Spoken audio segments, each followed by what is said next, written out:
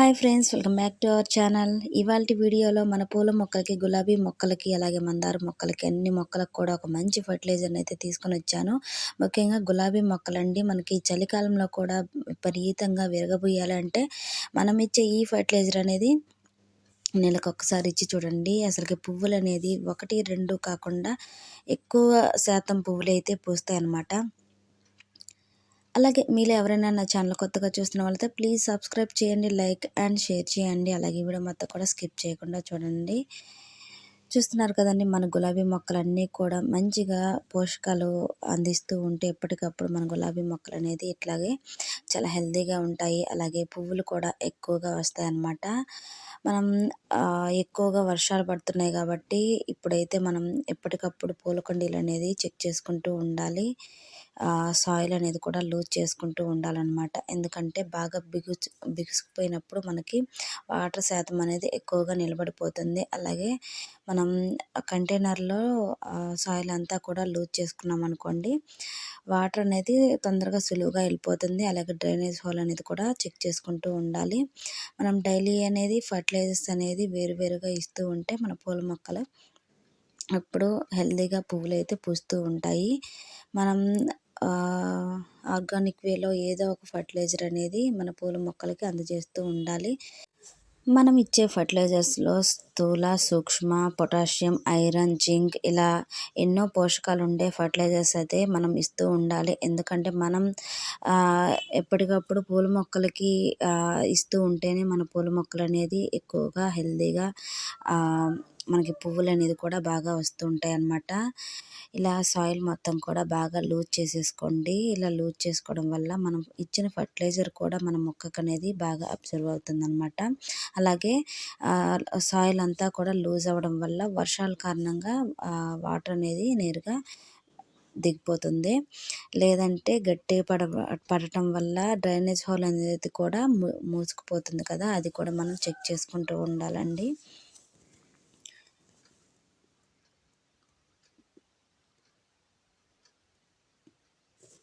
మనం ఎన్ని ఫర్టిలైజర్స్ ఇచ్చినా కూడా వర్షాల కారణంగా మనం ఇచ్చిన ఫర్టిలైజర్స్ అంతా కూడా వాటర్ రూపంలో వెళ్ళిపోతూ ఉంటుంది కదా. అలాంటప్పుడు నెలకు ఒకసారి మనం పశువుల ఎరువు కానివ్వండి, లేదా వెర్మి కంపోస్ట్ కానివ్వండి, లేదా మన ఇంట్లో ఉండే కిచెన్ వేస్ట్ కానివ్వండి, ఇలా ఇస్తూ ఉంటే మన మొక్కలు అనేది కొంచెం ఇంకా బాగా దృఢంగా ఉంటాయి అన్నమాట.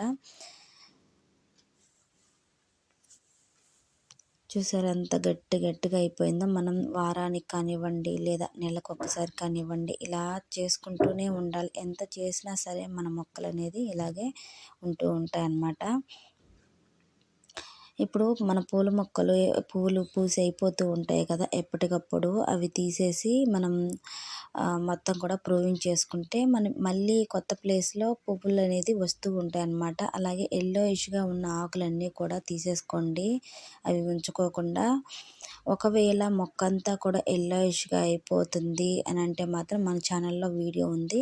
అది ఏ ఫర్టిలైజర్ ఇస్తే మనకి మొక్క ఎల్లోయిష్ ఆకులు అనేది పోయి మంచిగా హెల్తీగా ఉండాలి మొక్క అంటే మా ఛానల్లో అయితే వీడియో ఉంది, చూసేయండి.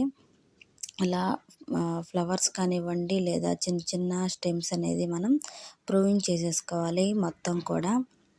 అప్పుడే మనకి కొత్త చిగురులు వచ్చేస్తాయి, అలాగే కొత్త మొగ్గలు కూడా వస్తాయి. మొక్క అనేది కూడా బుషీగా వస్తుందన్నమాట.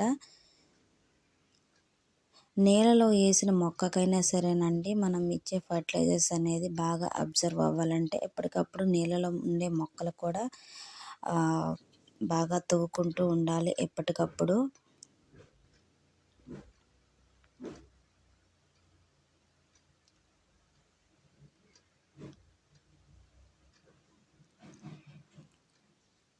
మనం ఆర్గానిక్ వేలో ఇస్తూ ఉంటాము. అలాగే జీరో కాస్ట్ బడ్జెట్తో మనం ఫర్టిలైజర్స్ తయారు చేసి ఇస్తూ ఉంటాం కదా.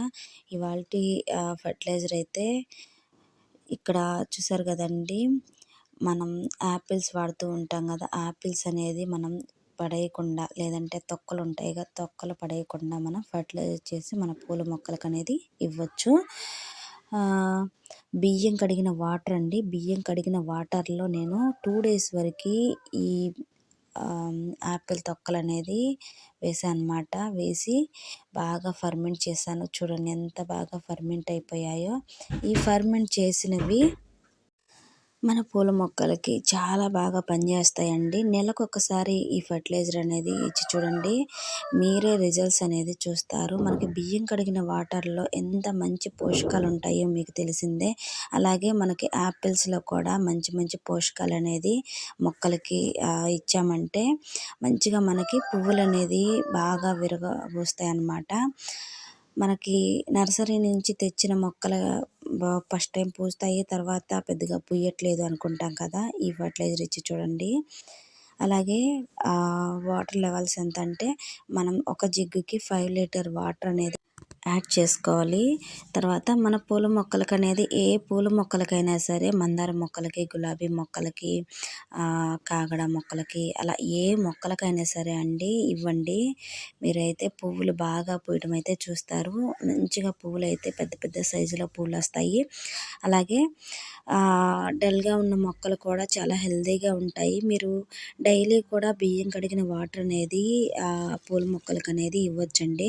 అంత బాగా మంచి రిజల్ట్స్‌నైతే ఇస్తాయి. అలాగే మనం యాపిల్ తొక్కలనేది పడేయకుండా ఏవి కూడా పడేయకుండా మన పూల మొక్కలకి ఫర్టిలైజర్ రూపంలో మనం ఇవ్వచ్చు.